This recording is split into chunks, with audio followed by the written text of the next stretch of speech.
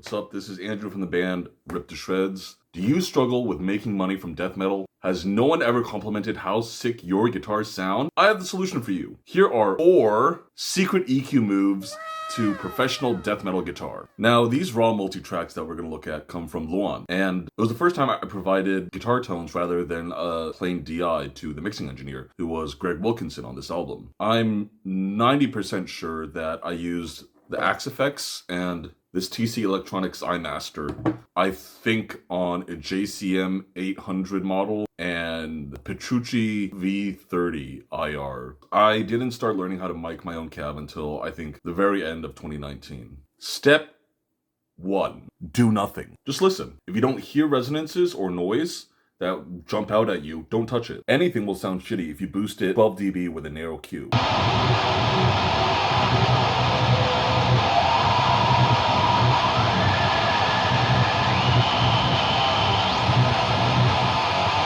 If the whole thing sounds bad, just go over to the cabinet and move the microphone. Or if you're using IRs, most IR packs come with a range of microphone positions. So just scroll through until you find the microphone position that works for you. Don't go looking for a problem. Only address what you hear. Secret number 2, don't touch that brick wall low pass or high pass filter. Brick wall filters are not good for the beginner because they don't actually do what the visual analyzer says they do. Those artifacts can be subtle and unnoticed by a beginner, or if your monitors are not properly calibrated or your room is just not treated. I'll show you an example with a snare.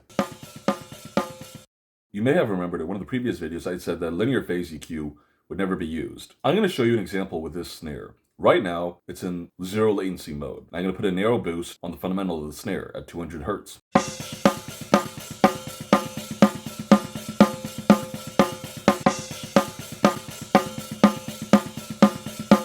Now I will show you what it sounds like when you use a linear phase EQ.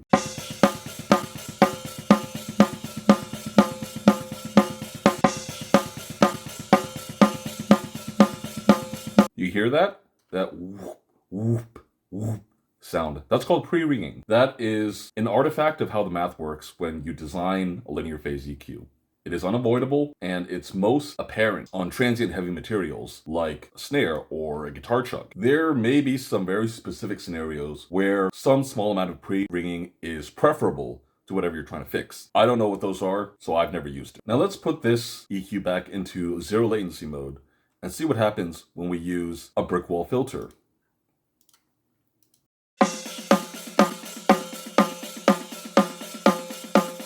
You can hear that there is, again, that whooshing noise right around the cutoff frequency of the filter. And this is simply an inevitable quirk of how brick wall filters are designed. There's no real reason why you would use anything steeper than, say, 24 or 36 dB per octave. Putting aside the matter of brick wall filters, why do we not want to high pass or low pass something at all?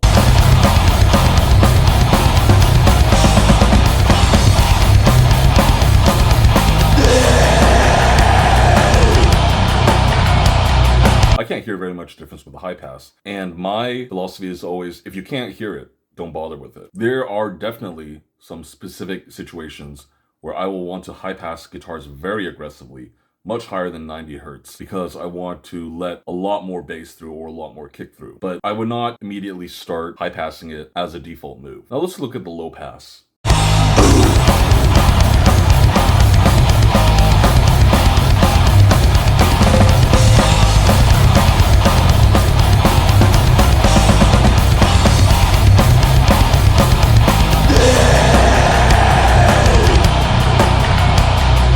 I think it just sounds boring when you low pass it. Remember, this is death metal, not tech death thing where you have a million layers of synths and shit. Which brings us to secret number 3. Use the fader. Does it sound thin? Don't boost the bass, just turn up the level.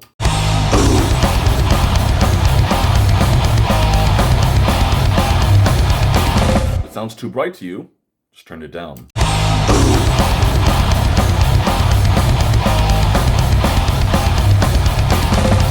Now for secret number 4. This is the money trick and how you make hit records.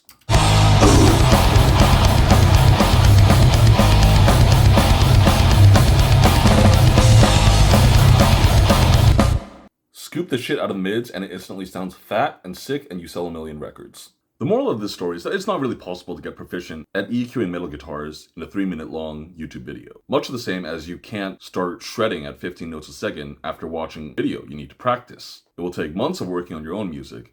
And if you're only really recording and mixing your own music, there's no way you will get enough practice. There are websites like SoundGym that are designed to help you identify frequencies and differences in loudness. And those are the most important skills that you need to learn for mixing. That's all for today. Remember, play guitar, stay chainsaw, have fun. Peace.